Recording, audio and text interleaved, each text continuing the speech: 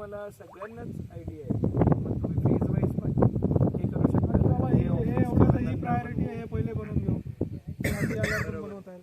अच्छा जे काय